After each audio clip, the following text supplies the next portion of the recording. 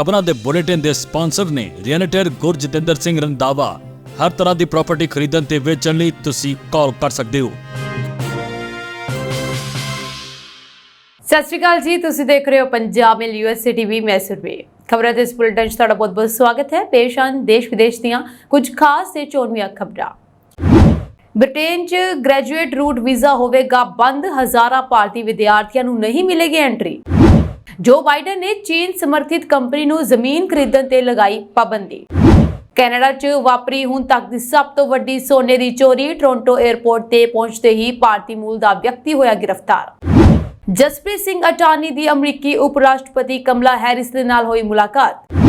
America ਦੀ university ਵਿੱਚ master degree ਕਰ ਰਿਹਾ ਭਾਰਤੀ ਵਿਦਿਆਰਥੀ ਹੋਇਆ ਲਾਪਤਾ। ਪੁਲਿਸ ਨੇ ਆਮ ਲੋਕਾਂ ਨੂੰ ਮਦਦ ਦੀ ਕੀਤੀ ਅਪੀਲ। ਪੰਜਾਬੀ ਸਾਹਿਤ ਸਭਾ ਕੈਲੀਫੋਰਨੀਆ ਵੱਲੋਂ ਅੰਤਰਰਾਸ਼ਟਰੀ ਪੰਜਾਬੀ ਕਾਨਫਰੰਸ 19 ਤਰੀਕ ਨੂੰ। ਹੁਣ ਇਹਨਾਂ ਖਬਰਾਂ ਦਾ ਵਿਸਥਾਰ।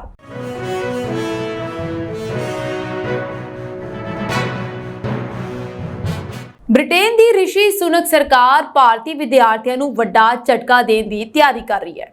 ਸਰਕਾਰ ਦੀ ਮਾਈਗ੍ਰੇਸ਼ਨ ਸਲਾਹਕਾਰ ਕਮੇਟੀ ਨੇ ਸੱਤਾਧਾਰੀ Conservative Party think tank Onward ਦੇ ਸਹਿਯੋਗ ਨਾਲ ਗ੍ਰੈਜੂਏਟ ਵੀਜ਼ਾ ਰੂਟ ਨੂੰ ਬੰਦ ਕਰਨ ਲਈ ਇੱਕ ਰਿਪੋਰਟ ਤਿਆਰ ਕੀਤੀ ਹੈ। ਸੂਤਰਾਂ ਤੋਂ ਮਿਲੀ ਜਾਣਕਾਰੀ ਮੁਤਾਬਿਕ ਸੁਨਕ ਕੈਬਨਿਟ 'ਚ ਇਹ ਰਿਪੋਰਟ ਪੇਸ਼ ਕੀਤੀ ਜਾਵੇਗੀ। ਇਸ ਦੀਆਂ ਵਿਵਸਥਾਵਾਂ ਮੁਤਾਬਿਕ ਹਰ ਸਾਲ ਲਗਭਗ 91,000 ਭਾਰਤੀ ਵਿਦਿਆਰਥੀ ਗ੍ਰੈਜੂਏਸ਼ਨ ਰੂਟ ਰਾਹੀਂ ਵੀਜ਼ਾ ਦਾਖਲ ਨਹੀਂ ਲੈ ਸਕਣਗੇ।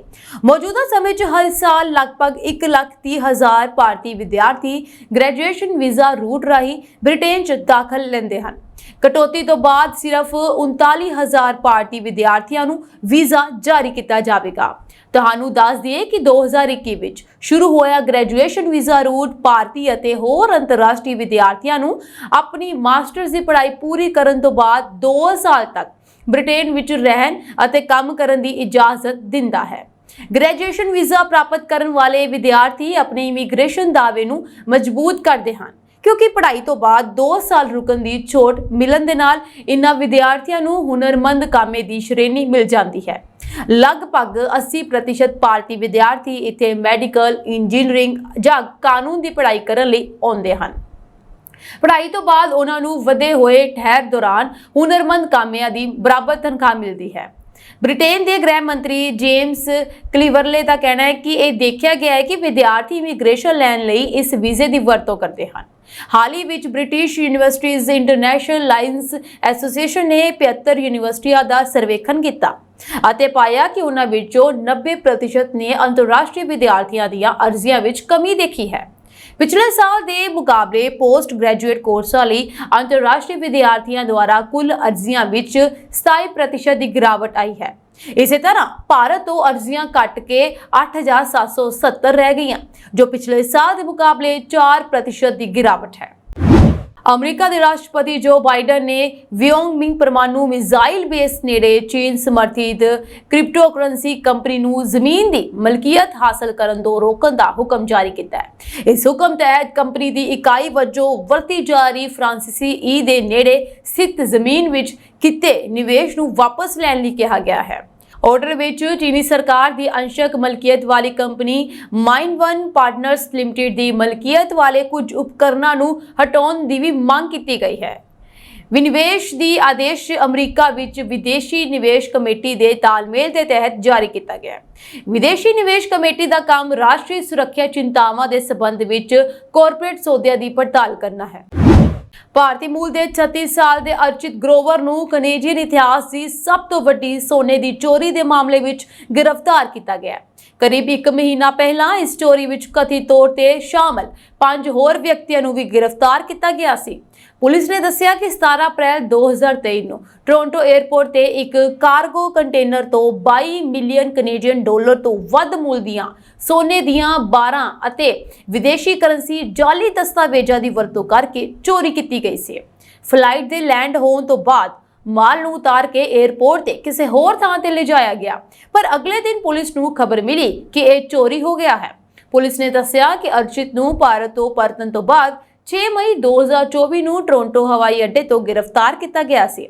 ਇਸ ਤੋਂ ਪਹਿਲਾਂ ਪੁਲਿਸ ਨੇ ਕੈਨੇਡਾ ਵਿੱਚ ਉਸ ਦੀ ਗ੍ਰਿਫਤਾਰੀ ਲਈ ਵਾਰੰਟ ਜਾਰੀ ਕੀਤੇ ਸਨ। ਪਿਛਲੇ ਮਹੀਨੇ ਭਾਰਤੀ ਮੂਲ ਦੇ 54 ਸਾਲਾਂ ਦੇ ਪਰਮਪਾਲ ਸਿੱਧੂ ਅਤੇ 40 ਸਾਲਾਂ ਦੇ ਅਮਿਤ ਜਲੋਟਾ ਸਮੇਤ 43 ਸਾਲਾ ਅਮਦ ਚੌਧਰੀ, 37 ਸਾਲਾਂ ਦੇ ਅਲੀ ਰਾਜਾ ਅਤੇ 35 ਸਾਲਾਂ ਦੇ ਪ੍ਰਸਾਦ ਨੂੰ ਇਸ ਮਾਮਲੇ ਵਿੱਚ ਗ੍ਰਿਫਤਾਰ ਕੀਤਾ ਗਿਆ ਸੀ ਚੋਰੀ ਦੇ ਨਾਲ, ਜਦਕਿ ਇਸ ਚੋਰੀ ਵਿੱਚ ਮਦਦ ਕਰਨ ਵਾਲਾ 에ਅਰ ਕੈਨੇਡਾ ਦਾ ਸਾਬਕਾ ਮੁਲਾਜ਼ਮ ਅਜੇ ਵੀ ਗ੍ਰਿਫਤਾਰ ਤੋਂ ਬਾਹਰ ਹੈ। ਉੱਘੇ ਵਕੀਲ ਜਸਪ੍ਰੀਤ ਸਿੰਘ ਅਟਾਨੀ ਵੱਲੋਂ ਅਮਰੀਕਾ ਦੀ ਉਪ ਰਾਸ਼ਟਰਪਤੀ ਕਮਲਾ ਹੈਰਿਸ ਨਾਲ ਇੱਕ ਵਿਸ਼ੇਸ਼ ਮੁਲਾਕਾਤ ਕੀਤੀ ਗਈ। ਇਸ ਦੌਰਾਨ ਅਟਾਨੀ ਜਸਪ੍ਰੀਤ ਸਿੰਘ ਨੇ ਕਮਲਾ ਹੈਰਿਸ ਨਾਲ ਇਮੀਗ੍ਰੇਸ਼ਨ ਅਤੇ ਅਮਰੀਕਾ ਵਿੱਚ ਸਿੱਖ ਮਸਲਿਆਂ ਬਾਰੇ ਖੁੱਲ੍ਹ ਕੇ ਵਿਚਾਰ ਵਟਾਂਦਰੇ ਕੀਤੇ। ਉਹਨਾਂ ਨੇ ਉਪ ਰਾਸ਼ਟਰਪਤੀ ਨੂੰ ਅਪੀਲ ਕੀਤੀ ਕਿ ਲੰਮੇ ਚਿਰਾਂ ਤੋਂ ਲਟਕਦੇ ਆ ਰਹੇ ਇਮੀਗ੍ਰੇਸ਼ਨ ਕੇਸਾਂ ਨੂੰ ਤੁਰੰਤ ਹੱਲ ਕਰਵਾਇਆ ਜਾਵੇ।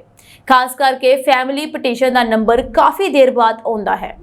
ਬੈਕਲੌਗ ਵੱਧ ਜਾਣ ਕਾਰਨ ਬਹੁਤ ਸਾਰੇ ਬੱਚੇ ਆਪਣੇ ਮਾਂ-ਬਾਪ ਨਾਲ ਅਮਰੀਕਾ ਵਿੱਚ ਆਉਣ ਤੋਂ ਵਾਂਝੇ ਰਹਿ ਜਾਂਦੇ ਹਨ। ਉਹਨਾਂ ਨੇ ਉਪ ਰਾਸ਼ਟਰਪਤੀ ਨੂੰ ਅਪੀਲ ਕੀਤੀ ਕਿ ਅਜ਼ਾਈਲਮ ਤੇ ਕੇਸਾਂ ਲਈ ਅਦਾਲਤਾਂ ਦੀ ਗਿਣਤੀ ਵਿੱਚ ਵਾਧਾ ਕੀਤਾ ਜਾਵੇ ਤਾਂ ਕਿ ਉਹਨਾਂ ਦੇ ਕੇਸ ਜਲਦੀ ਨਿਪਟਾਏ ਜਾ ਸਕਣ।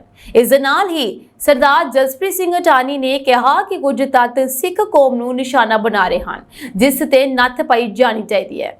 ਉਪ ਰਾਸ਼ਟਰਪਤੀ ਕਮਲਾ ਹੈਰਿਸ ਨੇ ਸਰਦਾਰ ਜਸਪ੍ਰੀਤ ਸਿੰਘ ਦੀਆਂ ਦਲੀਲਾਂ ਬੜੇ ਧਿਆਨ ਦੇ ਨਾਲ ਸੁਣੀਆਂ ਅਤੇ ਉਹਨਾਂ ਦੇ ਇਸ ਮਸਲੇ ਨੂੰ ਹੱਲ ਕਰਵਾਉਣ ਲਈ ਵਚਨਬੱਧਤਾ ਪ੍ਰਗਟਾਈ।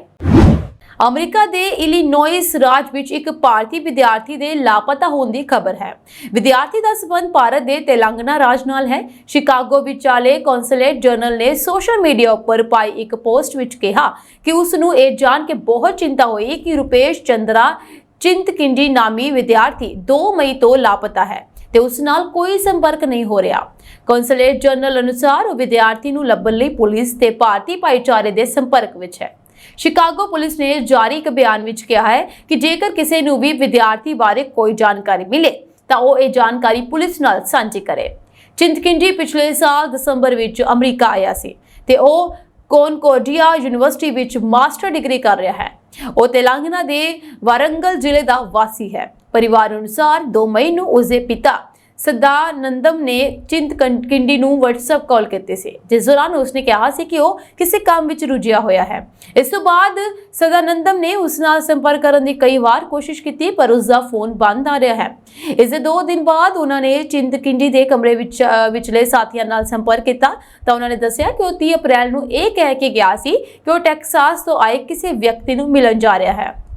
ਚਿੰਤਕਿੰਡੀ ਨੇ ਕਿਹਾ ਸੀ ਕਿ ਉਹ 2 ਦਿਨਾਂ ਬਾਅਦ ਵਾਪਸ ਆ ਜਾਵੇਗਾ, ਪਰੰਤੂ ਉਹ ਵਾਪਸ ਨਹੀਂ ਆਇਆ। ਇਸ ਉਪਰੰਤ ਪਰਿਵਾਰ ਵੱਲੋਂ ਬੇਨਤੀ ਕਰਨ ਤੇ ਉਸ ਦੇ ਸਾਥੀਆਂ ਨੇ ਸ਼ਿਕਾਗੋ ਪੁਲਿਸ ਕੋਲ ਉਸ ਦੀ ਗੁੰਮਸ਼ੁਦਗੀ ਬਾਰੇ ਰਿਪੋਰਟ ਲਿਖਵਾਈ।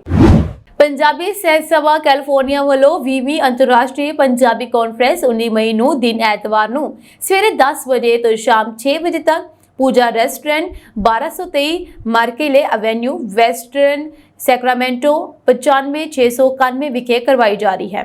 ਇਸ ਬਾਰੇ ਜਾਣਕਾਰੀ ਦਿੰਦੇ ਹੋਏ ਸਭਾ ਦੇ ਪ੍ਰਧਾਨ ਦਿਲ ਨਿੱਜਰ ਅਤੇ ਜਨਰਲ ਸਕੱਤਰ ਗੁਰਜਤਿੰਦਰ ਸਿੰਘ ਰੰਧਾਵਾ ਨੇ ਦੱਸਿਆ ਕਿ ਕਾਨਫਰੰਸ ਦੀਆਂ ਤਿਆਰੀਆਂ ਮੁਕੰਮਲ ਹੋ ਚੁੱਕੀਆਂ ਹਨ। ਦੇਸ਼ਾਂ ਵਿਦੇਸ਼ਾਂ ਤੋਂ ਨਾਮਵਰ ਸਾਹਿਤਕਾਰ ਅਤੇ ਬੁੱਧੀਜੀਵੀ ਇਸ ਕਾਨਫਰੰਸ ਵਿੱਚ ਪਹੁੰਚਣਗੇ। ਟੋਰਾਂਟੋ ਤੋਂ ਡਾਕਟਰ ਦਲਵੀਰ ਸਿੰਘ ਕਥੂਰੀਆ, ਡਾਕਟਰ ਪ੍ਰਗਟ ਸਿੰਘ ਬੱਗਾ ਅਤੇ ਪ੍ਰਿਥੀਪਾਲ ਸਿੰਘ ਚੱਗੜ, ਇੰਡੀਆ ਤੋਂ ਪ੍ਰੀਤਮ ਸਿੰਘ ਪਰੋਵਾਲ ਅਤੇ ਅਮਰ ਸਿੰਘ ਸੂਫੀ, ਸਰੀ ਕੈਨੇਡਾ ਤੋਂ ਰਗਵੀਰ ਸਿੰਘ ਪਰੋਵਾਲ ਅਤੇ ਸਿਆਟਲ ਤੋਂ ਹਰਦਿਆਲ ਸਿੰਘ ਚੀਮਾ ਆਪਣੇ ਸਾਥੀਆਂ ਸਮੇਤ ਪਹੁੰਚ ਰਹੇ ਹਨ। ਇਸ ਤੋਂ ਇਲਾਵਾ ਬੇ ਏਰੀਆ, ਸਟਾਕਟਨ, ਫ੍ਰਿਜ਼ਨੋ ਦੀਆਂ ਸਿਹਤ ਸਭਾਵਾਂ ਵੀ ਇਸ ਮੌਕੇ ਪਹੁੰਚ ਕੇ ਕਾਨਫਰੰਸ ਦੀ ਰੌਣਕ ਨੂੰ ਵਧਾਉਣਗੀਆਂ। ਉੱਘੇ ਹਾਲੀਵੁੱਡ ਫਿਲਮ ਨਿਰਮਾਤਾ, ਨਿਰਦੇਸ਼ਕ ਅਤੇ ਲੇਖਕ ਕਵੀ ਰਾਜ ਦਾ ਵਿਸ਼ੇਸ਼ ਤੌਰ ਤੇ ਸਨਮਾਨ ਕੀਤਾ ਜਾਵੇਗਾ। ਚੇਤਨਾ ਪ੍ਰਕਾਸ਼ਨ ਦੇ ਸਤੀਸ਼ ਗੁਲਾਟੀ ਵੱਲੋਂ ਪੰਜਾਬੀ ਕਿਤਾਬਾਂ ਦੀ ਨੁਮਾਇਸ਼ ਲਗਾਈ ਜਾਵੇਗੀ। ਕਾਨਫਰੰਸ ਦੌਰਾਨ ਜਿੱਥੇ ਪੰਜਾਬੀ ਭਾਸ਼ਾ ਬਾਰੇ ਖੁੱਲ੍ਹ ਕੇ ਵਿਚਾਰ ਵਟਾਂਦਰੇ ਹੋਣਗੇ, ਉੱਥੇ ਕਵੀ ਸੰਮੇਲਨ ਅਤੇ ਗੀਤ ਸੰਗੀਤ ਵੀ ਹੋਵੇਗਾ। ਇਸ ਮੌਕੇ ਖਾਣੇ ਦਾ ਖਾਸ ਪ੍ਰਬੰਧ ਹੋਵੇਗਾ। ਕਾਨਫਰੰਸ 'ਚ ਸ਼ਾਮਲ ਹੋਣ ਲਈ ਐਂਟਰੀ ਮੁਫਤ ਹੈ। ਹੋਰ ਜਾਣਕਾਰੀ ਲਈ ਫੋਨ ਨੰਬਰ ਜਾਰੀ ਕੀਤਾ ਗਿਆ ਹੈ, ਜਿਸ ਵਿੱਚ 9163209444 ਜਾਂ ਫਿਰ 9166282210 ਤੇ ਸੰਪਰਕ ਕੀਤਾ ਜਾ ਸਕਦਾ ਹੈ ਜਾਂ ਸਫਾ ਨੰਬਰ 2 ਤੇ ਲੱਗੇ ਇਸ਼ਤਿਹਾਰ ਤੋਂ ਜਾਣਕਾਰੀ ਲਈ ਜਾ ਸਕਦੀ ਹੈ। ਅਮਰੀਕਾ ਦੇ ਨਿਊ ਹੈਂਪਸ਼ਾਇਰ ਰਾਜ ਦੇ ਇੱਕ ਵਿਅਕਤੀ ਨੂੰ ਆਪਣੀ 5 ਸਾਲਾਂ ਦੀ ਧੀ ਹਾਰਮਨੀ ਮੈਂਟਗੋਮਰੀ ਦੀ ਹੱਤਿਆ ਸਮੇਤ ਵੱਖ-ਵੱਖ ਦੋਸ਼ਾਂ ਤਹਿਤ ਅਦਾਲਤ ਨੇ 53 ਸਾਲ ਦੀ ਕੈਦ ਦੀ ਸਜ਼ਾ ਸੁਣਾਈ ਹੈ। ਐਡਮ ਮੌਂਟਗੋਮਰੀ ਨਾਮੀ ਵਿਅਕਤੀ ਨੂੰ ਇਸ ਸਾਲ ਫਰਵਰੀ ਵਿੱਚ 2019 ਵਿੱਚ ਉਸਦੀ ਧੀ ਹਾਰਮਨੀ ਮੌਂਟਗੋਮਰੀ ਦੀ ਹੋਈ ਮੌਤ ਦੇ ਮਾਮਲੇ ਵਿੱਚ ਦੂਸਰਾ ਦਰਜਾ ਹੱਤਿਆ ਦੇ ਦੋਸ਼ਾਂ ਤਹਿਤ ਦੋਸ਼ੀ ਕਰਾਰ ਦਿੱਤਾ ਗਿਆ। ਹਾਰਮਨੀ ਦੀ ਗੁੰਮਸ਼ੁਦਗੀ ਬਾਰੇ ਰਿਪੋਰਟ 2021 ਵਿੱਚ ਲਿਖਾਈ ਗਈ ਸੀ। ਅਦਾਲਤ ਨੇ ਮੈਡਮ ਮੌਂਟਗੋਮਰੀ ਨੂੰ ਹੱਤਿਆ ਲਈ 45 ਸਾਲ ਤੋਂ ਜੀਵਨ ਭਰ ਲਈ ਕੈਦ, ਹਮਲਾ ਕਰਨ ਲਈ 4 ਤੋਂ 8 ਸਾਲ, ਸਬੂਤਾਂ ਨਾਲ ਛੇੜਛਾੜ ਕਰਨ ਲਈ 3.5 ਸਾਲ ਤੋਂ 7 ਸਾਲ ਦੇ ਝੂਠੇ ਸਬੂਤ ਪੇਸ਼ ਕਰਨ ਲਈ 3 ਤੋਂ 7 ਸਾਲ ਕੈਦ ਦੀ ਸਜ਼ਾ ਸੁਣਾਈ ਹੈ। ਇਸ ਦਾ ਮਤਲਬ ਹੈ ਕਿ ਉਸ ਨੂੰ ਘੱਟੋ-ਘੱਟ 54 ਸਾਲ ਜੇਲ੍ਹ ਵਿੱਚ ਕੱਟਣੇ ਪੈਣਗੇ। ਹਾਰਮਨੀ ਦੀ ਮਾਂ ਨੇ ਆਖਰੀ ਵਾਰ ਉਸ ਨਾਲ ਗਰਮ ਰੁੱਤ ਦੌਰਾਨ 2019 ਵਿੱਚ ਗੱਲਬਾਤ ਕੀਤੀ ਸੀ। ਇਸ ਤੋਂ ਬਾਅਦ ਉਹ ਉਸ ਨਾਲ ਸੰਪਰਕ ਕਾਇਮ ਕਰਨ ਵਿੱਚ ਨਾਕਾਮ ਰਹੇ। ਇਸਤਗਾਸਾ ਪੱਖ ਅਨੁਸਾਰ ਮੌਂਟਗੋਮਰੀ ਵੱਲੋਂ ਕੁੱਟਮਾਰ ਕਰਨ ਕਾਰਨ 7 ਦਸੰਬਰ 2019 ਨੂੰ ਹਾਰਮਨੀ ਦੀ ਮੌਤ ਹੋ ਗਈ ਸੀ। ਇਸ ਤੋਂ ਬਾਅਦ ਉਹ 2 ਸਾਲ ਤੋਂ ਬਾਅਦ ਸਮਾਂ ਹਾਰਮਨੀ ਦੇ ਥਹੁ ਪੱਤੇ ਬਾਰੇ ਝੂਠ ਬੋਲਦਾ ਰਿਹਾ। ਕੈਨੇਡਾ ਦੇ ਸੂਬੇ ਪ੍ਰਿੰਸ ਐਡਵਰਡ ਆਈਲੈਂਡ ਵਿੱਚ ਸੈਂਕੜੇ ਕੱਚੇ ਵਿਦੇਸ਼ੀ ਕਾਮੇ ਇਮੀਗ੍ਰੇਸ਼ਨ ਨੀਤੀਆਂ ਵਿੱਚ ਕੀਤੀਆਂ ਗਈਆਂ ਤਬਦੀਲੀਆਂ ਨੂੰ ਲੈ ਕੇ ਸੰਘਰਸ਼ ਕਰ ਰਹੇ ਹਨ। PEI ਕੈਨੇਡਾ ਦਾ ਘੱਟ ਵਸੋਂ ਵਾਲਾ ਸੂਬਾ ਹੈ ਅਤੇ ਇਸ ਦੇ ਪੇਂਡੂ ਖੇਤਰਾਂ ਵਿੱਚ ਵਸੋਂ ਦੇ ਵਾਧੇ ਅਤੇ ਕਾਮਿਆਂ ਦੀ ਘਾਟ ਨੂੰ ਪੂਰਾ ਕਰਨ ਲਈ ਅਕਸਰ ਸੂਬਾ ਸਰਕਾਰਾਂ ਫੈਡਰਲ ਸਰਕਾਰ ਦੇ ਨਾਲ ਮਿਲ ਕੇ ਆਪਣੀਆਂ ਇਮੀਗ੍ਰੇਸ਼ਨ ਨੀਤੀਆਂ ਵਿਦੇਸ਼ੀ ਕਾਮਿਆਂ ਲਈ ਨਰਮ ਰੱਖਦੀਆਂ ਆ ਰਹੀਆਂ ਹਨ। ਕੰਮ ਦੀ ਭਾਲ ਅਤੇ ਪੱਕੇ ਹੋਣ ਲਈ ਅਕਸਰ ਵਿਦੇਸ਼ੀ ਕਾਮੇ ਅਜਿਹੇ ਸੂਬਿਆਂ ਵੱਲ ਪ੍ਰਵਾਸ ਕਰਦੇ ਰਹਿੰਦੇ ਹਨ। ਪਰੰਤੂ ਫਰਵਰੀ ਮਹੀਨੇ ਵਿੱਚ PEI ਸੂਬੇ ਦੀਆਂ ਇਮੀਗ੍ਰੇਸ਼ਨ ਨੀਤੀਆਂ ਵਿੱਚ ਕੀਤੀਆਂ ਗਈਆਂ ਨਵੀਆਂ ਤਬਦੀਲੀਆਂ ਕਰਕੇ ਇਸ ਸੂਬੇ ਵਿੱਚ ਕੰਮ ਕਰਦੇ ਅਨੇਕਾਂ ਅੰਤਰਰਾਸ਼ਟਰੀ ਵਿਦਿਆਰਥੀਆਂ ਅਤੇ ਵਿਦੇਸ਼ੀ ਕਾਮਿਆਂ ਤੇ ਪੱਕੇ ਹੋਣ ਤੇ ਵਰਕ ਪਰਮਿਟ ਦੀ ਮਿਆਦ ਖਤਮ ਹੋਣ ਦੀ ਤਲਵਾਰ ਲਟਕ ਗਈ ਹੈ। ਇਨ੍ਹਾਂ ਨਵੀਆਂ ਨੀਤੀਆਂ ਤਹਿਤ ਜਿੱਥੇ ਪੁਆਇੰਟ ਸਿਸਟਮ ਵਿੱਚ ਵਾਧਾ ਕੀਤਾ ਗਿਆ, ਉੱਥੇ ਵਿਕਰੀ ਅਤੇ ਸੇਵਾਵਾਂ ਖੇਤਰ ਦੇ ਕਾਮਿਆਂ ਨੂੰ ਸੂਬਿਆਈ ਨਾਮਜ਼ਦਗੀ ਪ੍ਰੋਗਰਾਮ ਤੋਂ ਬਾਹਰ ਕਰ ਦਿੱਤਾ ਗਿਆ। PNP ਚੋਂ ਬਾਹਰ ਹੋਣ ਕਰਕੇ ਜਿਨ੍ਹਾਂ ਕਾਮਿਆਂ ਦੇ ਪੋਸਟ ਗ੍ਰੈਜੂਏਟ ਵਰਕ ਪਰਮਿਟ ਦੀ ਮਿਆਦ ਖਤਮ ਹੋ ਰਹੀ ਹੈ, ਉਹ ਅੱਗੇ ਨਹੀਂ ਵਧੇਗੀ, ਜਿਸ ਕਾਰਨ ਉਹਨਾਂ ਦਾ ਕੈਨੇਡਾ ਵਿੱਚ ਰਹਿਣਾ ਤੇ ਕੰਮ ਕਰਨਾ ਬੁਰੀ ਤਰ੍ਹਾਂ ਪ੍ਰਭਾਵਿਤ ਹੋਵੇਗਾ। ਇਮੀਗ੍ਰੇਸ਼ਨ ਨੀਤੀਆਂ ਵਿੱਚ ਹੋਈਆਂ ਇਨ੍ਹਾਂ ਤਬਦੀਲੀਆਂ ਨੂੰ ਲੈ ਕੇ ਵਿਦੇਸ਼ੀ ਕਾਮਿਆਂ ਵਿੱਚ ਨਿਰਾਸ਼ਾ ਅਤੇ ਗੁੱਸੇ ਦੀ ਲਹਿਰ ਹੈ। ਇਹ ਵਿਦੇਸ਼ੀ ਨੌਜਵਾਨ ਕਾਮੇ ਪ੍ਰੋਟੈਸਟ PEI 2024 ਨਾਮ ਦੇ ਗਰੁੱਪ ਹੇਠ ਲਾਮਬੰਦ ਹੋ ਕੇ ਸੰਘਰਸ਼ ਕਰ ਰਹੇ ਹਨ। ਅਮਰੀਕੀ ਅਟਾਰਨੀ ਅਨੁਸਾਰ ਅਮਰੀਕਾ ਵਿੱਚ ਸਥਾਈ ਨਿਵਾਸੀ ਦੇ ਤੌਰ ਤੇ ਰਹਿ ਰਹੇ ਇੱਕ ਭਾਰਤੀ ਨਾਗਰਿਕ ਨੇ ਕਿਰਾਏ ਦੇ ਟਰੱਕ ਨਾਲ ਵਾਈਟ ਹਾਊਸ ਤੇ ਹਮਲਾ ਕਰਨ ਦਾ ਅਪਰਾਧ ਸਵੀਕਾਰ ਕੀਤਾ ਹੈ। ਇਹ ਭਾਰਤੀ ਨਾਗਰਿਕ ਨਾਜ਼ੀ ਜਰਮਨੀ ਦੇ ਵਿਚਾਰਧਾਰਾ ਤੋਂ ਪ੍ਰੇਰਿਤ ਲੋਕਤੰਤਰੀ ਢੰਗ ਦੇ ਨਾਲ ਚੁਣੀ ਹੋਈ ਸਰਕਾਰ ਨੂੰ ਤਾਨਾਸ਼ਾਹੀ ਵਿੱਚ ਬਦਲਣ ਦੇ ਇਰਾਦੇ ਦੇ ਨਾਲ ਵਾਈਟ ਹਾਊਸ ਵਿੱਚ ਦਾਖਲ ਹੋਇਆ ਸੀ। ਇਸਤਗਾਸਾ ਅਤੇ ਬਚਾਅ ਪੱਖ ਵਿਚਾਲੇ ਹੋਏ ਪਟੀਸ਼ਨ ਸਮਝੌਤੇ ਤੇ ਇੱਕ ਬਿਆਨ ਮੁਤਾਬਿਕ ਮਿਸੋਰੀ ਵਿੱਚ ਸੈਂਟ ਲੂਇਸ ਦੇ ਰਹਿਣ ਵਾਲੇ ਵਰਸ਼ਿਤ ਕੰਦੂਲਾ ਨੇ ਵਾਈਟ ਹਾਊਸ ਕੰਪਲੈਕਸ ਵਿੱਚ ਕਿਰਾਏ ਦਾ ਇੱਕ ਟਰੱਕ ਦਾਖਲ ਕਰ ਦਿੱਤਾ ਅਤੇ ਰਾਜਨੀਤਿਕ ਸੱਤਾ ਹਥਿਆਉਣ ਲਈ ਵਾਈਟ ਹਾਊਸ ਤੱਕ ਪਹੁੰਚਣ ਦੀ ਯੋਜਨਾ ਬਣਾਈ। ਅਮਰੀਕੀ ਜ਼ਿਲ੍ਹਾ ਅਦਾਲਤ ਨੇ ਜੱਜ ਡਾਬਨੀ ਐਲ ਫਰੈਡਰਿਕ ਨੇ ਕੰਦੂਲਾ ਦੀ ਸਜ਼ਾ ਲਈ 23 ਅਗਸਤ ਤੈਅ ਕੀਤੀ ਹੈ। ਅਮਰੀਕੀ ਅਟਾਰਨੀ ਮੈਥਿਊ ਗ੍ਰੇਵਿਸ ਨੇ ਸੋਮਵਾਰ ਨੂੰ ਕਿਹਾ ਕਿ ਕੰਦੂਲਾ ਦਾ ਇਰਾਦਾ ਇੱਕ ਜਮਹੂਰੀ ਤੌਰ ਤੇ ਚੁਣੀ ਗਈ ਸਰਕਾਰ ਨੂੰ ਨਾਜ਼ੀ ਜਰਮਨੀ ਦੀ ਵਿਚਾਰਧਾਰਾ ਤੋਂ ਪ੍ਰੇਰਿਤ ਤਾਨਾਸ਼ਾਹੀ ਸਰਕਾਰ ਵਿੱਚ ਬਦਲਣਾ ਅਤੇ ਆਪਣੇ ਆਪ ਨੂੰ ਅਮਰੀਕਾ ਦਾ ਸਰਵਉੱਚ ਨੇਤਾ ਬਣਾਉਣਾ ਸੀ। ਨਿਆਂ ਵਿਭਾਗ ਨੇ ਕਿਹਾ ਕਿ ਕੰਦੂਲਾ ਨੇ ਜਾਂਚਕਰਤਾਵਾਂ ਨੂੰ ਮੰਨਿਆ ਹੈ ਕਿ ਉਹ ਆਪਣੇ ਉਦੇਸ਼ ਨੂੰ ਪ੍ਰਾਪਤ ਕਰਨ ਲਈ ਲੋੜ ਪੈਣ ਤੇ ਅਮਰੀਕੀ ਰਾਸ਼ਟਰਪਤੀ ਅਤੇ ਹੋਰਾਂ ਦੀ ਹੱਤਿਆ ਦਾ ਪ੍ਰਬੰਧ ਕਰਨ ਲਈ ਤਿਆਰ ਸੀ। ਪਾਕਿਸਤਾਨ ਦੇ ਰੱਖਿਆ ਮੰਤਰੀ ਖਵਾਜਾ ਆਸਿਫ ਨੇ ਨੈਸ਼ਨਲ ਅਸੈਂਬਲੀ ਵਿੱਚ ਜ਼ੋਰਦਾਰ ਬਹਿਸ ਦੌਰਾਨ ਮੰਗ ਕੀਤੀ ਕਿ ਸੰਵਿਧਾਨ ਨੂੰ ਖਤਮ ਕਰਨ ਲਈ ਸਾਬਕਾ ਫੌਜੀ ਤਾਨਾਸ਼ਾਹ ਅਯੂਬ ਖਾਨ ਦੀ ਲਾਸ਼ ਨੂੰ ਬਾਹਰ ਕੱਢਿਆ ਜਾਵੇ ਅਤੇ ਫਾਂਸੀ ਦਿੱਤੀ ਜਾਵੇ।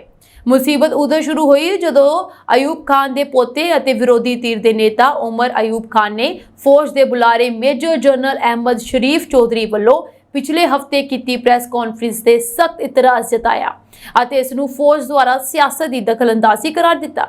ਉਮਰ ਅਯੂਬ ਖਾਨ ਨੇ ਕਿਹਾ, ਸੰਵਿਧਾਨ ਅਨੁਸਾਰ ਸੁਰੱਖਿਆ ਏਜੰਸੀਆਂ ਰਾਜਨੀਤੀ ਵਿੱਚ ਸ਼ਾਮਲ ਨਹੀਂ ਹੋ ਸਕਦੀਆਂ। ਉਹਨਾਂ ਨੇ ਸੰਵਿਧਾਨ ਦੀਆਂ ਵੱਖ-ਵੱਖ ਧਾਰਾਵਾਂ ਦਾ ਹਵਾਲਾ ਦਿੰਦਿਆਂ ਕਿਹਾ ਕਿ ਫੌਜੀ ਅਫਸਰਾਂ ਦੀ ਸਹੁੰ ਉਹਨਾਂ ਨੂੰ ਸਿਆਸਤ ਵਿੱਚ ਦਾਖਲ ਨਹੀਂ ਹੋਣ ਦਿੰਦੀ। ਉਹਨਾਂ ਨੇ ਕਿਹਾ, ਸੰਵਿਧਾਨ ਮੁਤਾਬਿਕ ਸੁਰੱਖਿਆ ਸੰਸਥਾਵਾਂ ਨੂੰ ਰਾਜਨੀਤੀ 'ਚ ਨਹੀਂ ਆਉਣਾ ਚਾਹੀਦਾ। ਇਹ ਪ੍ਰੈਸ ਕਾਨਫਰੰਸ ਨਹੀਂ ਹੋਣੀ ਚਾਹੀਦੀ ਸੀ। ਉਹਨਾਂ ਨੇ ਧਾਰਾ 6 ਦਾ ਹਵਾਲਾ ਦਿੰਦਿਆਂ ਕਿਹਾ ਕਿ ਸੰਵਿਧਾਨ ਨੂੰ ਰੱਦ ਕਰਨਾ ਦੇਸ਼ਧਰੋਹ ਹੈ, ਜਿਸ ਲਈ ਮੌਤ ਦੀ ਸਜ਼ਾ ਤੈਅ ਕੀਤੀ ਗਈ ਹੈ। ਉਹਨਾਂ ਨੇ ਅਪੀਲ ਕੀਤੀ ਕਿ ਸਾਰੀਆਂ ਸੰਸਥਾਵਾਂ ਨੂੰ ਸੰਵਿਧਾਨਿਕ ਦਾਇਰੇ ਵਿੱਚ ਰਹਿਣਾ ਚਾਹੀਦਾ ਹੈ। ਰੂਸ ਨੇ ਯੂਕਰੇਨ ਦੀ ਉੱਤਰੀ ਸਰਹੱਦ ਤੇ 9 ਪਿੰਡਾਂ ਤੇ ਕਬਜ਼ਾ ਕਰਨ ਤੋਂ ਬਾਅਦ ਯੂਕਰੇਨ ਨੇ ਰੂਸ ਤੇ ਹਮਲੇ ਦੀ ਲੜੀ ਸ਼ੁਰੂ ਕੀਤੀ। ਰੂਸੀ ਤੇਲ ਡਿਪੂਆਂ ਅਤੇ ਪਾਵਰ ਸਬਸਟੇਸ਼ਨ ਨੂੰ ਅੱਗ ਲਗਾ ਦਿੱਤੀ ਗਈ। ਰੂਸ ਅਤੇ ਯੂਕਰੇਨ ਵਿਚਕਾਰ ਸਾਲਾਂ ਦੀ ਲੜਾਈ ਦੇ ਵਿਚਕਾਰ ਯੂਕਰੇਨ ਦੀ ਸੁਰੱਖਿਆ ਸੇਵਾਵਾਂ ਦੁਆਰਾ ਰੂਸ ਤੇ ਇੱਕ ਨਵੇਂ ਹਮਲੇ ਨੇ ਰੂਸ ਦੇ ਬੇਲਗੋਰੇਡ ਅਤੇ ਲਿਪੇਟਸਕ ਖੇਤਰਾਂ ਵਿੱਚ ਇੱਕ ਤੇਲ ਡਿਪੂ ਅਤੇ ਪਾਵਰ ਸਬਸਟੇਸ਼ਨ ਨੂੰ ਅੱਗ ਲਗਾ ਦਿੱਤੀ। ਯੂਕਰੇਨ ਦੇ ਰਾਸ਼ਟਰਪਤੀ ਨੇ ਕਿਹਾ ਕਿ ਯੂਕਰੇਨ ਦੀਆਂ ਫੌਜਾਂ 2 ਸਰਹੱਦੀ ਖੇਤਰਾਂ ਵਿੱਚ ਅੱਗੇ ਵਧ ਰਹੀਆਂ ਹਨ। ਯੂਕਰੇਨ ਨੇ ਚੇਤਾਵਨੀ ਦਿੱਤੀ ਹੈ ਕਿ ਉੱਤਰੀ ਖਾਰਕੀਵ ਖੇਤਰ ਵਿੱਚ ਸਥਿਤੀ ਤੇਜ਼ੀ ਨਾਲ ਵਿਗੜ ਰਹੀ ਹੈ। ਸਰਹੱਦੀ ਇਲਾਕਿਆਂ ਤੋਂ ਸੈਂਕੜੇ ਲੋਕਾਂ ਨੂੰ ਸੁਰੱਖਿਅਤ ਬਾਹਰ ਕੱਢਿਆ ਜਾ ਰਿਹਾ ਹੈ। ਯੂਕਰੇਨ ਦੇ ਇੱਕ ਖੂਫੀਆ ਸੂਤਰ ਨੇ ਦੱਸਿਆ ਕਿ ਹਮਲੇ ਨੇ ਰੂਸ ਦੇ ਬੇਲਗੋਰੇਡ ਖੇਤਰ ਦੇ ਸਟਾਰੀ ਓਸਕੋਲ ਸ਼ਹਿਰ ਦੇ ਨੇੜੇ ਤੇਲ ਡਿਪੂ ਅਤੇ ਲਿਪੇਟਸਕ ਖੇਤਰ ਦੇ ਪਾਵਰ ਸਬਸਟੇਸ਼ਨਾਂ ਨੂੰ ਨੁਕਸਾਨ ਪਹੁੰਚਾਇਆ। ਖੁਫੀਆ ਸੂਤਰਾਂ ਨੇ ਕਿਹਾ ਕਿ ਰੂਸੀ ਉਦਯੋਗ ਜੋ ਯੂਕਰੇਨ ਦੇ ਨਾਲ ਜੰਗ ਛੇੜਨ ਲਈ ਕੰਮ ਕਰਦਾ ਹੈ, ਐਸਬੀਯੂ ਲਈ ਇੱਕ ਜਾਇਜ਼ ਨਿਸ਼ਾਨਾ ਬਣਿਆ ਰਹੇਗਾ। ਇੰਡੋਨੇਸ਼ੀਆ ਦੇ ਸੁਮਾਤਰਾ ਟਾਪੂ ਤੇ ਅਚਾਨਕ ਹੜ੍ਹ ਕਾਰਨ ਹੋਈ ਤਬਾਹੀ ਦੇ ਭਿਆਨਕ ਨਤੀਜੇ ਲਾਸ਼ਾਂ ਦੀ ਵੱਧਦੀ ਗਿਣਤੀ ਤੋਂ ਦਿਖਾਈ ਦੇ ਰਹੇ ਹਨ। ਪਿਛਲੇ ਦਿਨਾਂ ਵਿੱਚ ਵੱਡੀ ਗਿਣਤੀ ਵਿੱਚ ਲਾਸ਼ਾਂ ਮਿਲਣ ਤੋਂ ਬਾਅਦ ਬਚਾਅ ਕਰਮਚਾਰੀਆਂ ਨੇ ਲਾਸ਼ਾਂ ਦੀ ਭਾਲ ਕੀਤੀ। ਮਾਊਂਟ ਮੈਰਾਪੀ ਤੋਂ ਨਿਕਲਣ ਵਾਲੇ ਠੰਡੇ ਲਾਵੇ ਅਤੇ ਭਾਰੀ ਮੌਨਸੂਨ ਦੇ ਮੀਂਹ ਕਾਰਨ ਜ਼ਮੀਨ ਖਿਸਕਣ ਕਾਰਨ ਹੁਣ ਤੱਕ 41 ਲੋਕਾਂ ਦੀ ਮੌਤ ਹੋ ਚੁੱਕੀ ਹੈ ਅਤੇ 17 ਲੋਕ ਲਾਪਤਾ ਹੋ ਗਏ ਹਨ। ਰਾਸ਼ਟਰੀ ਆਫਤ ਪ੍ਰਬੰਧਨ ਏਜੰਸੀ ਦੇ ਬੁਲਾਰੇ ਅਬਦੁਲ ਮਹਾਰੀ ਨੇ ਦੱਸਿਆ ਕਿ ਅੱਧੀ ਰਾਤ ਤੋਂ ਪਹਿਲਾਂ ਪੱਛਮੀ ਸੁਮਾਤਰਾ ਸੂਬੇ ਦੇ 4 ਜ਼ਿਲ੍ਹਿਆਂ ਦੇ ਨਾਲ-ਨਾਲ ਪਹਾੜੀ ਪਿੰਡਾਂ 'ਚ ਹੜ੍ਹ ਆ ਗਏ। ਹੜ੍ਹ ਵਿੱਚ ਲੋਕ ਵਹਿ ਗਏ ਅਤੇ ਕਰੀਬ 200 ਘਰ ਅਤੇ ਇਮਾਰਤਾਂ ਪਾਣੀ ਵਿੱਚ ਡੁੱਬ ਗਈਆਂ। ਆਸਟ੍ਰੇਲੀਆਈ ਰਾਜ ਨਿਊ ਸਾਊਥ ਵੇਲਜ਼ ਨੇ ਕਿਹਾ ਕਿ ਉਹ ਘਰੇਲੂ ਅਤੇ ਪਰਿਵਾਰਕ ਹਿੰਸਾ ਪੀੜਤਾਂ ਦੀ ਬਿਹਤਰ ਸੁਰੱਖਿਆ ਲਈ ਨਿਆਂ ਪ੍ਰਣਾਲੀ ਨੂੰ ਮਜ਼ਬੂਤ ਕਰੇਗਾ, ਜਿਸ ਨਾਲ ਦੋਸ਼ੀਆਂ ਲਈ ਜ਼ਮਾਨਤ ਪ੍ਰਾਪਤ ਕਰਨਾ ਹੋਰ ਮੁਸ਼ਕਿਲ ਹੋ ਜਾਵੇਗਾ। NSW ਸਰਕਾਰ ਦੁਆਰਾ ਕਾਨੂੰਨੀ ਸੁਧਾਰਾਂ ਵਿੱਚ ਕਾਰਨ ਦੱਸੋ ਅਪਰਾਧਾਂ ਦੀ ਸ਼੍ਰੇਣੀ ਦਾ ਵਿਸਤਾਰ ਕਰਕੇ ਗੰਭੀਰ ਘਰੇਲੂ ਹਿੰਸਾ ਦੇ ਅਪਰਾਧਾਂ ਲਈ ਜ਼ਮਾਨਤ ਦੀ ਧਾਰਨਾ ਨੂੰ ਉਲਟਾਉਣਾ ਸ਼ਾਮਲ ਹੋਵੇਗਾ। ਸੁਧਾਰਾਂ ਲਈ ਗੰਭੀਰ ਘਰੇਲੂ ਹਿੰਸਾ ਦੇ ਦੋਸ਼ ਵਿੱਚ ਜ਼ਮਾਨਤ ਤੇ ਚੱਲ ਰਹੇ ਲੋਕਾਂ ਦੀ ਇਲੈਕਟ੍ਰੋਨਿਕ ਨਿਗਰਾਨੀ ਦੀ ਲੋੜ ਹੋਵੇਗੀ। ਇਸ ਦਾ ਮਤਲਬ ਹੈ ਕਿ ਇਸ ਸਮੂਹ ਨੂੰ ਜਾਂ ਤਾਂ ਰਿਮਾਂਡ ਤੇ ਰੱਖਿਆ ਜਾਂਦਾ ਹੈ ਜਾਂ ਇਲੈਕਟ੍ਰੋਨਿਕ ਤੌਰ ਤੇ ਨਿਗਰਾਨੀ ਕੀਤੀ ਜਾਂਦੀ ਹੈ। ਇਸ ਵਿੱਚ ਉਹਨਾਂ ਦੋਸ਼ੀਆਂ ਵਿਰੁੱਧ ਮੁਕੱਦਮਾ ਚਲਾਉਣਾ ਆਸਾਨ ਬਣਾਉਣ ਦੇ ਲਈ ਤਬਦੀਲੀਆਂ ਵੀ ਸ਼ਾਮਲ ਹਨ, ਜੋ ਆਪਣੇ ਪੀੜਤਾਂ ਦੇ ਨਿਯੰਤਰਣ ਬਣਾਈ ਰੱਖਣ ਲਈ ਟਰੈਕਿੰਗ ਅਤੇ ਨਿਗਰਾਨੀ ਯੰਤਰਾਂ ਦੀ ਵਰਤੋਂ ਕਰਦੇ ਹਨ। ਗਰਮੀਆਂ ਦੇ ਮੌਸਮ ਵਿੱਚ ਯੂਰਪ ਜਾਣ ਵਾਲੇ ਬਹੁਤ ਸਾਰੇ ਭਾਰਤੀਆਂ ਨੂੰ ਇਸ ਸਮੇਂ ਮੁਸ਼ਕਲਾਂ ਦਾ ਸਾਹਮਣਾ ਕਰਨਾ ਪੈ ਰਿਹਾ ਹੈ। ਜਿੱਥੇ ਯੂਰਪ ਆਪਣੇ ਨਵੇਂ ਵੀਜ਼ਾ ਨਿਯਮਾਂ ਰਾਹੀਂ ਸ਼ੈਂਗਨ ਦੇਸ਼ਾਂ ਵਿੱਚ ਭਾਰਤੀਆਂ ਲਈ ਮਲਟੀਪਲ ਐਂਟਰੀ ਨੂੰ ਉਤਸ਼ਾਹਿਤ ਕਰ ਰਿਹਾ ਹੈ, ਦੂਜੇ ਪਾਸੇ ਵੀਜ਼ਾ ਮਨਜ਼ੂਰੀਆਂ ਨੂੰ ਲੈ ਕੇ ਅਨਿਸ਼ਚਿਤਤਾ ਅਤੇ ਬਿਨਾਂ ਕਿਸੇ ਜਾਇਜ਼ ਕਾਰਨ ਦੇ ਵੀਜ਼ਾ ਦੇਣ ਤੋਂ ਇਨਕਾਰ ਕਰਨ ਦੇ ਰਵੱਈਏ ਨੇ ਯਾਤਰੀਆਂ ਨੂੰ ਨਾਰਾਜ਼ ਅਤੇ ਚਿੰਤਿਤ ਕਰ ਦਿੱਤਾ ਹੈ। ਇਸ ਸਾਲ ਦਾ ਉਹ ਸਮਾਂ ਹੁੰਦਾ ਹੈ ਜਦੋਂ ਜ਼ਿਆਦਾਤਰ ਭਾਰਤੀ ਸੈਲਾਨੀ ਸ਼ੈਂਗਨ ਦੇਸ਼ਾਂ ਯਾਨੀ ਕਿ ਯੂਰੋਪੀਅਨ ਦੇਸ਼ਾਂ ਦਾ ਦੌਰਾ ਕਰਨ ਲਈ ਵੀਜ਼ਾ ਲੈਂਦੇ ਹਨ।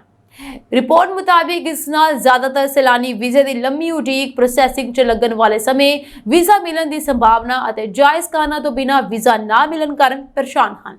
ਇੱਕ ਮੀਡੀਆ ਰਿਪੋਰਟ ਵਿੱਚ ਇੱਕ ਜੋੜੇ ਦਾ ਜ਼ਿਕਰ ਕੀਤਾ ਗਿਆ ਜੋ ਸਾਲ ਵਿੱਚ 2 ਤੋਂ 3 ਵਾਰ ਯੂਰਪ ਜਾਂਦੇ ਹਨ। ਇਸ ਵਾਰ ਉਹਨਾਂ ਨੇ ਗ੍ਰੀਸ ਜਾਣ ਦੀ ਯੋਜਨਾ ਬਣਾਈ, ਪਰ ਉਹਨਾਂ ਵਿੱਚੋਂ ਇੱਕ ਨੂੰ ਵੀਜ਼ਾ ਨਾ ਮਿਲਣ ਤੇ ਉਹ ਕਾਫੀ ਪਰੇਸ਼ਾਨ ਹੋ ਗਏ। ਰਿਪੋਰਟ ਮੁਤਾਬਿਕ ਉਸਨੇ ਕਿਹਾ ਕਿ ਇਹ ਬਹੁਤ ਹਾਸੋਹੀਣੀ ਗੱਲ ਹੈ ਕਿ ਮੇਰਾ ਵੀਜ਼ਾ ਰੱਦ ਕਰ ਦਿੱਤਾ ਗਿਆ ਤੇ ਮੇਰੀ ਪਤਨੀ ਨੂੰ ਵੀਜ਼ਾ ਮਿਲ ਗਿਆ। ਇਹ ਸਪਸ਼ਟ ਤੌਰ ਤੇ ਇੱਕ ਗਲਤੀ ਸੀ ਜਿਸ ਕਾਰਨ ਉਹਨਾਂ ਨੂੰ 6000 ਯੂਰੋ ਦਾ ਨੁਕਸਾਨ ਹੋਇਆ। ਉਹਨਾਂ ਨੇ ਕਿਹਾ ਕਿ ਉਹ 72 ਸਾਲਾਂ ਦੇ ਹਨ ਅਤੇ HNI ਸ਼੍ਰੇਣੀ ਵਿੱਚ ਆਉਂਦੇ ਹਨ। ਵਿਦੇਸ਼ ਮੰਤਰੀ S ਜੈਸ਼ੰਕਰ ਨੇ ਹਰਦੀਪ ਸਿੰਘ ਨਿੱਜਰ ਦੀ ਹੱਤਿਆ ਦੇ ਮਾਮਲੇ ਵਿੱਚ ਕੈਨੇਡਾ ਵੱਲੋਂ ਕੀਤੀ ਚੌਥੀ ਗ੍ਰਿਫਤਾਰੀ ਤੇ ਕਿਹਾ ਕਿ ਭਾਰਤੀ ਏਜੰਸੀਆਂ ਅਜਿਹਾ ਕੁਝ ਖਾਸ ਜਾਂ ਜਾਂਚਯੋਗ ਨਹੀਂ ਮਿਲਿਆ ਜਿਸ ਦੇ ਦੇਸ਼ ਦੀਆਂ ਏਜੰਸੀਆਂ ਜਾਂਚ ਕਰ ਸਕਣ। ਜੈਸ਼ੰਕਰ ਨੇ ਕਿਹਾ ਕਿ ਭਾਰਤ ਜਾਂਚ ਲਈ ਪੂਰੀ ਤਰ੍ਹਾਂ ਤਿਆਰ ਹੈ, ਪਰ ਕੈਨੇਡਾ ਅਜਿਹੀ ਕੋਈ ਜਾਣਕਾਰੀ ਜਾਂ ਸਬੂਤ ਤਾਂ ਦੇਵੇ ਜਿਸ ਤੇ ਭਾਰਤ ਅੱਗੇ ਕਾਰਵਾਈ ਕਰ ਸਕੇ। ਮੰਤਰੀ ਨੇ ਇੱਥੇ ਪ੍ਰੈਸ ਕਾਨਫਰੰਸ ਦੌਰਾਨ ਕਿਹਾ ਕਿ ਸਾਨੂੰ ਕਦੇ ਵੀ ਅਜਿਹਾ ਕੁਝ ਨਹੀਂ ਮਿਲਿਆ ਜਿਸ ਤੇ ਸਾਡੀਆਂ ਜਾਂਚ ਏਜੰਸੀਆਂ ਅੱਗੇ ਕੰਮ ਕਰ ਸਕਣ। ਇਟਲੀ ਤੋਂ ਇੱਕ ਮੰਦਭਾਗੀ ਖਬਰ ਸਾਹਮਣੇ ਆਈ ਹੈ। ਇੱਥੇ ਬੀਤੀ ਸ਼ਾਮ ਕਰੀਬ 5:30 ਵਜੇ ਇਟਲੀ ਦੇ ਮਾਂਤੋਵਾ ਤੇ ਮੋਟਰਵੇ ਤੇ ਭਿਆਨਕ ਸੜਕ ਹਾਦਸਾ ਵਾਪਰ ਗਿਆ, ਜਿਸ ਵਿੱਚ 2 ਪੰਜਾਬੀਆਂ ਦੀ ਮੌਤ ਹੋਣ ਅਤੇ 3 ਹੋਰਨਾਂ ਦੇ ਜ਼ਖਮੀ ਹੋਣ ਦਾ ਦੁਖਦਾਈ ਸਮਾਚਾਰ ਪ੍ਰਾਪਤ ਹੋਇਆ। ਮਿਲੀ ਜਾਣਕਾਰੀ ਅਨੁਸਾਰ ਵੈਨ ਜਿਸ ਵਿੱਚ 9 ਭਾਰਤੀ ਸਵਾਰ ਸਨ ਜੋ ਕਿ ਕੰਮ ਤੋਂ ਵਾਪਸ ਪਰਤ ਰਹੇ ਸਨ, ਇਹਨਾਂ ਦੀ ਵੈਨ ਦੀ ਇੱਕ ਹੋਰ ਵਾਹਨ ਦੇ ਨਾਲ ਟੱਕਰ ਹੋ ਗਈ। ਹਾਦਸਾ ਇੰਨਾ ਭਿਆਨਕ ਸੀ ਕਿ 9 ਸੀਟਾਂ ਵਾਲੀ ਵੈਨ ਪਲਟ ਗਈ ਜਿਸ ਵਿੱਚ ਸਵਾਰ 2 ਪੰਜਾਬੀਆਂ ਦੀ ਮੌਤ ਹੋ ਗਈ, ਜਿਨ੍ਹਾਂ ਦੀ ਉਮਰ 64 ਤੇ 32 ਸਾਲ ਦੀ ਸੀ, ਜਦਕਿ ਬਾਕੀ ਜ਼ਖਮੀਆਂ ਵਿੱਚੋਂ 2 ਦੀ ਹਾਲਤ ਗੰਭੀਰ ਦੱਸੀ ਜਾ ਰਹੀ ਹੈ। ਘਟਨਾ ਦੀ ਸੂਚਨਾ ਮਿਲਦਿਆਂ ਹੀ ਇਟਲੀ ਦੇ ਸਿਹਤ ਵਿਭਾਗ ਦੇ ਦਸਤੇ ਅਤੇ ਹੋਰ ਸੁਰੱਖਿਆ ਟੀਮਾਂ ਘਟਨਾ ਸਥਾਨ ਤੇ ਤੁਰੰਤ ਪਹੁੰਚ ਗਈਆਂ। ਜ਼ਖਮੀਆਂ ਨੂੰ ਵੱਖ-ਵੱਖ ਹਸਪਤਾਲਾਂ ਵਿੱਚ ਭੇਜਿਆ ਗਿਆ। ਘਟਨਾ ਦੀ ਖਬਰ ਅੱਗੇ ਅੱਗ ਵਾਂਗ ਇਟਲੀ ਦੇ ਭਾਰਤੀ ਭਾਈਚਾਰੇ ਵਿੱਚ ਫੈਲੀ, ਜਿਨ੍ਹਾਂ ਵਿੱਚ ਸੋਗ ਦੀ ਲਹਿਰ ਦੌੜ ਰਹੀ ਹੈ। ਇਹ ਸਾਂਝੀ ਅੱਜ ਦੀਆਂ ਕੁਝ ਖਾਸ ਤੇ ਚੋਣਵੀਆਂ ਖਬਰਾਂ। ਹੋਰ ਅਪਡੇਟਸ ਨਾਲ ਜੁੜੇ ਰਹਿਣ ਦੇ ਲਈ ਤੁਸੀਂ ਬਨੇ ਰਹੋ ਪੰਜਾਬ ਮਿਲ USA TV ਦੇ ਨਾਲ। ਤੁਹਾਡੇ ਸਭ ਦਾ ਬਹੁਤ-ਬਹੁਤ ਧੰਨਵਾਦ।